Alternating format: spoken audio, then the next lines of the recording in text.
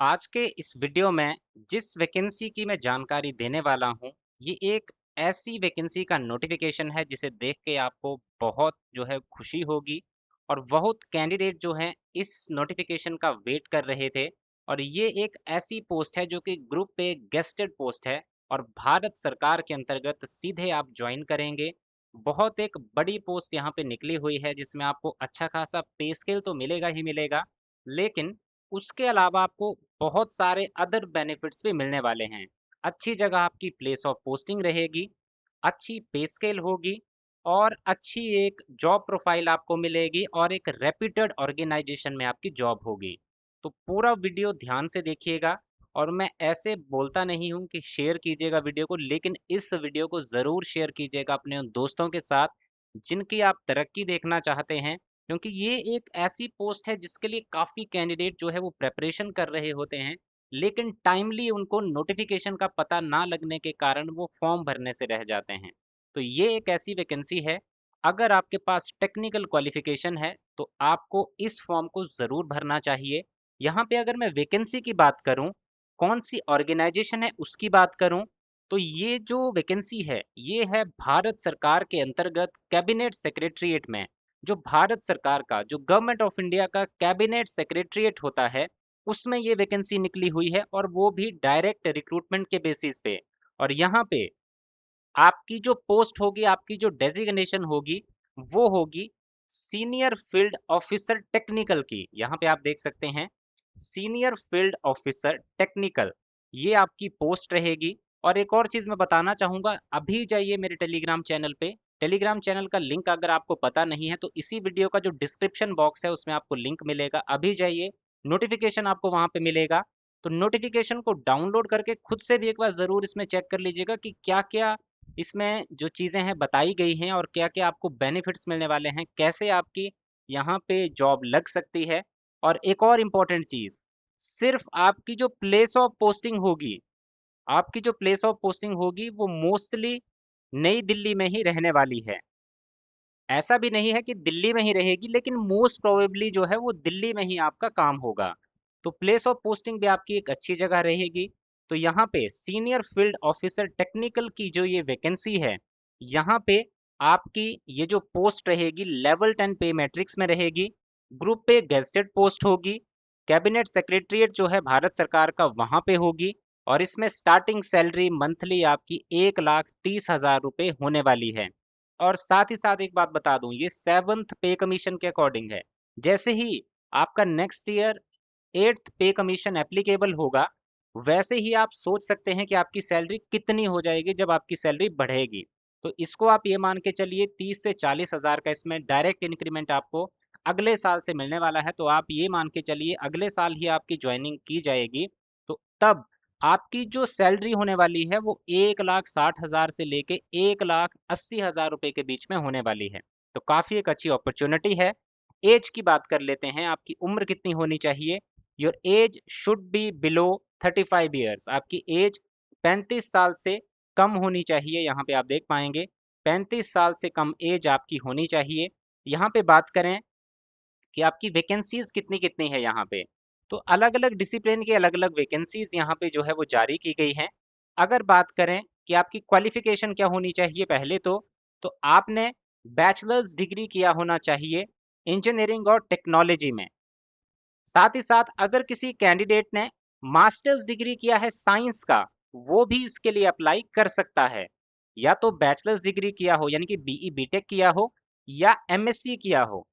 अब किस किस ब्रांच के कैंडिडेट्स के लिए यहाँ पे वैकेंसीज जो हैं वो निकली हुई हैं वो देख लीजिए। Computer science slash information technology के लिए वैकेंसी है। Electronics electronics and communication, telecommunication, इसके लिए भी यहाँ पे वैकेंसीज हैं। डेटा साइंस, आर्टिफिशियल इंटेलिजेंस और computer science with specialisation in data science, यानी कि अगर आपने आर्टिफिशियल इंटेलिजेंस किया है या कंप्यूटर साइंस किया है जिसमें आपकी स्पेशलाइजेशन है डाटा साइंस में, वो भी एलिजिबल हैं। आर्टिफिशियल इंटेलिजेंस में किया है वो भी एलिजिबल हैं। अगर आपने मैथमेटिक्स में किया है, जो मैं एमएससी की बात कर रहा था, अगर आपने एमएससी मैथमेटिक्स किया है या आपने और तरह की क्वालिफिकेशन मैथमेटिक्स में की है तो भी आप एलिजिबल हैं। सिविल इंजीनियरिंग वाले कैंडिडेट भी यहाँ पे एलिजिबल हैं। तो अगर आपने बीई बीटेक किया है इनमें से किसी भी सब्जेक्ट ब्रांच में, या एमएससी किया है किसी भी सब्जेक्ट या ब्रांच में, तो आप इस एप्लीकेशन फॉर्म को फिलअप कर सकते हैं। इसके बाद जो नेक्स्ट इंपॉर्टेंट चीज है वो ये है कि आपने गेट एग्जामिनेशन भी दिया होना चाहिए। अब कौन कौन से साल वाले गेट मार्क्स जो हैं आपके यहाँ पे एप्लीकेबल रहेंगे वो भी मैं आपको बताऊंगा, लेकिन उससे पहले बता दूं कौन कौन से गेट सब्जेक्ट्स यहाँ पे एक्सेप्टेड रहेंगे। तो आपके पास वैलिड गेट स्कोर जो है वो होना चाहिए, वैलिड गेट स्कोर ऑफ 50% या उससे ऊपर का, यानी कि आपका वैलिड गेट स्कोर वो माना जाएगा जो 50% या उससे ऊपर का होगा। अब सब्जेक्ट्स कौन कौन से एलिजिबल हैं? Computer science and information technology, electronics and communication engineering, data science and artificial intelligence, mathematics, civil engineering. इसमें कोड कौन कौन से एप्लीकेबल रहेंगे? तो कोड की जानकारी आप यहाँ पे देख सकते हैं। जो कोड एप्लीकेबल हैं वो हैं C S, E C, D A, M A, C E. ये आपके गेट कोड होने चाहिए। देन इसमें बात की जाए कौन कौन से ईयर का गेट स्कोर वैलिड माना जाएगा, तो यहाँ पे आपकी पहली बात बता दूं, आपका जो सिलेक्शन होगा, आपका जो एलिजिबिलिटी क्राइटेरिया है, आपकी मेरिट के बेसिस पे जो है प्रिपेयर किया जाएगा, और मेरिट आपकी बनेगी गेट स्कोर के बेसिस पे। गेट स्कोर के बेसिस पे, सॉरी, इसमें फाइनल सिलेक्शन ऐसा नहीं है कि गेट स्कोर के ही बेसिस पे होगी, पहले तो आपको शॉर्टलिस्ट किया जाएगा गेट स्कोर के बेसिस पे। अब जो गेट स्कोर के बेसिस पे आपकी एक मेरिट जारी की जाएगी, जो वैलिड गेट स्कोर होगा उसके बेसिस पे एक वैलिड मेरिट जारी की जाएगी। उस मेरिट पे आने के बाद अगर आप उस लिस्ट में आपका नाम आ जाता है तो आपको बुलाया जाएगा इंटरव्यू के लिए, और इंटरव्यू के बेसिस पे आपकी सिलेक्शन होगी। अब कौन कौन से ईयर के गेट स्कोर वैलिड रहेंगे? तो 2024, 2025 और 2026 का गेट स्कोर वैलिड रहेगा, और सिलेक्शन ऑफ कैंडिडेट जो होगा वो आपका रहेगा यहाँ पे, फाइनल सिलेक्शन जो किया जाएगा वो आपका गेट स्कोर प्लस इंटरव्यू के मार्क्स के बेसिस पे किया जाएगा। इंटरव्यू के बेसिस पे आपके आउट ऑफ 20 मार्क्स दिए जाएंगे, और गेट स्कोर के बेसिस पे आउट ऑफ 100 मार्क्स दिए जाएंगे। तो अगर आपका गेट स्कोर अच्छा है तो आपकी सिलेक्शन पक्की है। तो गेट स्कोर अगर अच्छा है तो आपकी सिलेक्शन यहाँ पे जरूर हो जाएगी, क्योंकि वेटेज जो है ज्यादा गेट स्कोर की है। तो टोटल 120 नंबर की सिलेक्शन प्रोसेस रहेगी, जिसमें 100 मार्क्स का जो क्राइटेरिया है वो गेट स्कोर के बेसिस पे आपको दिया जाएगा। अब यहाँ पे बात आती है कि आपको जो है सबमिट कैसे करना है अपना एप्लीकेशन फॉर्म। तो एलिजिबल जितने भी कैंडिडेट्स होंगे उनको अपना एप्लीकेशन फॉर्म जो है वो डाउनलोड करना होगा, उसको फिलअप करना है, और अपने डॉक्यूमेंट्स की सेल्फ अटेस्टेड फोटोकॉपीज के साथ जो है वो सबमिट करना होगा। कौन कौन से डॉक्यूमेंट्स आपको सबमिट करने होंगे?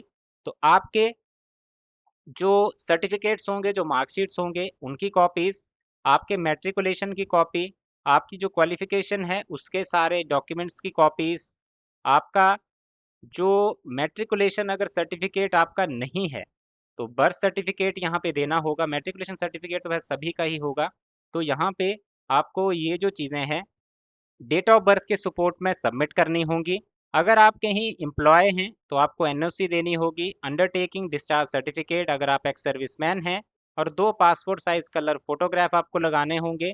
ये जो एप्लीकेशन फॉर्म है ये आपको टाइप करना होगा A4 साइज पेपर पे, ब्लू या फिर ब्लैक इंक पेन से आपको इसको सबमिट करना होगा।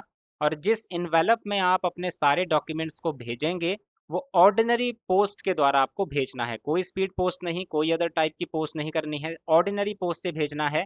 और एड्रेस आपको इसी नोटिफिकेशन में मिल जाएगा, नोटिफिकेशन हमारे टेलीग्राम चैनल पे है। और लास्ट डेट है एप्लीकेशन फॉर्म के पहुंचने की 12 जुलाई 2026 की। 12 जुलाई 2026 से पहले पहले एप्लीकेशन फॉर्म पहुंच जाना चाहिए।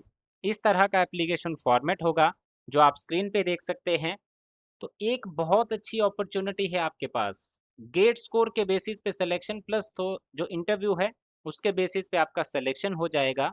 तो अगर आपका गेट स्कोर अच्छा है, और दूसरी बात यहाँ एक्सपीरियंस भी नहीं मांगा गया है कि कोई एक्सपीरियंस चाहिए या कुछ चाहिए, कोई रिक्वायरमेंट नहीं है, सिर्फ वैलिड गेट स्कोर आपके पास होना चाहिए। तो ये था इसमें पूरा इन्फॉर्मेशन इन वैकेंसीज के बारे में।